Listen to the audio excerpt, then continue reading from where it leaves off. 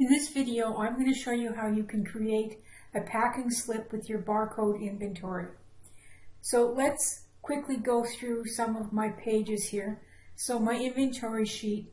So let's go to inventory on this menu. And there you can see that you have the barcode list, the categories, the name, and then you could have current quantity, how many you've purchased, how many you've sold, and then this is where you could put in a minimum quantity. Your incoming, if this is where you would receive products. So if you're going to scan in a number and you don't put a quantity here, what the code will assume is that it's 1. So let's scan in, I'm typing this in, but it works perfectly with a barcode scanner. So I'm typing in 2222 and pressing enter. And there you go. It assumes we didn't put a quantity in there, so it assumes that we're having 1. Okay, so now the current quantity, which it displays, is 14. It shows the date and time.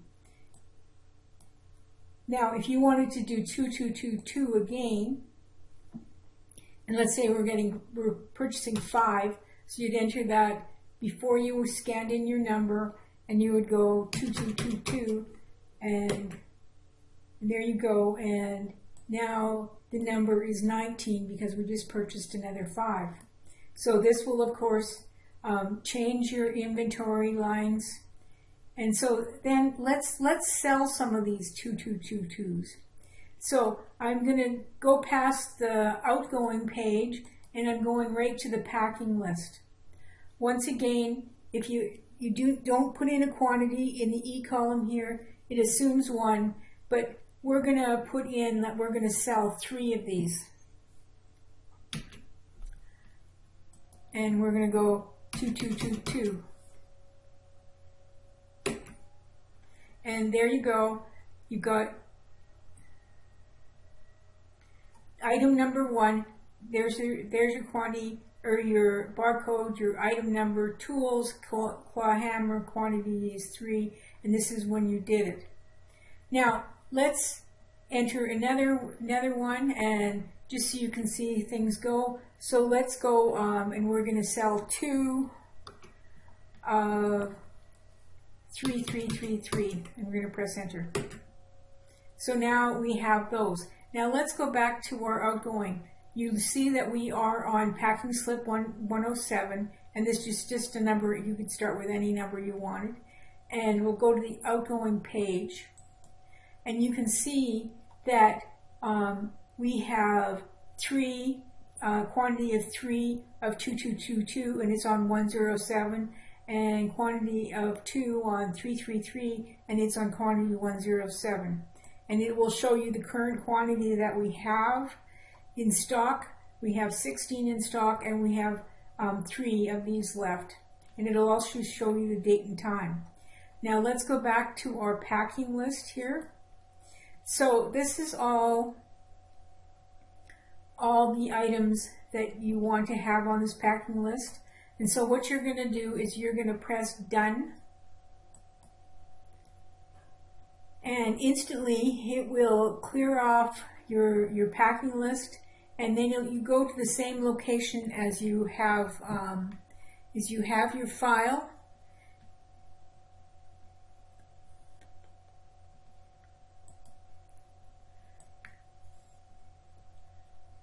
And here it is here. And so I have a PDF called Packing List 107. And if I open it up, it has created a copy of your packing slip that you can print and send off or keep for your records. So now let me show you the code. So this is my receive code. It's defined a few things up here. Then it's saying the barcode equals what's in the second row, third column. Quantity is what's ever in the second row, second column. Now, if quantity does not equal anything, then quantity equals 1, so that's how it's defaulting. And it's sheet 2 activate. Sheet 2 is our inventory sheet. Now, if the barcode is blank, then xlUp, this is an important step, or else it's going to be looping all over the time. And if the barcode does not equal blank, then what you're going to do is you're going to go to the inventory sheet and you're going to search in the A column for the barcode. If it doesn't find it, then it's going to send a message, number not found. Else, the row number that it finds the barcode on is going to get from is a range row that it is found. Now, so what it's going to do is going to the inventory sheet, and it's adding to the quantity. It's adding to the quantity of received, and then it's copying the description from the inventory sheet. It's going to the receive sheet, and it's pasting it in the last row of the scan-in sheet or the receive sheet, and it's pasting last row, column 3. Now, sheet last row, column 1 is barcode, and sheet 3, column 2 is quantity. Now, it's now entering the date and time, and this is the format that it's in. Okay, now it basically is just cleaning up your sheet. It's taking off the marching ants, and then it's going and clearing both your barcode field and your quantity field, and then it's activating the cell so that you can scan in something else. Okay, so let's go to our packing list, and it's called packing. We've determined, I've said that my packing slip is worksheet, and I've determined what the end row is. And once again, the barcode is sheet 4 cell range C1 value, and if barcode is nothing, then it's going to exit sub. Quantity is equal to sheet 4 E1 value, and then it's going, if quantity is less than 2, then quantity equals 1.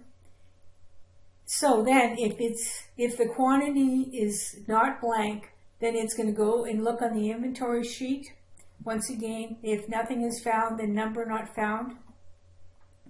And now it's determining the row number from the range that it found. We're activating the inventory sheet here. We're taking 1 out of quantity and we're adding it to the quantity of numbers sold on the inventory sheet. Then we're going to the outgoing sheet. We are determining what the last row is. We're on the outgoing sheet. The last row, the first column is the barcode. The second column is the quantity, and the active cell last row 7. So now it's putting in the packing slip number here. So now we're going back to the inventory sheet. We're copying last row column 2 to column 5. We're activating the outgoing sheet. We're going to paste special, and then what we're going to do is put the date and time in this format. Now we're going back to the inventory sheet. We're copying the information from the inventory sheet.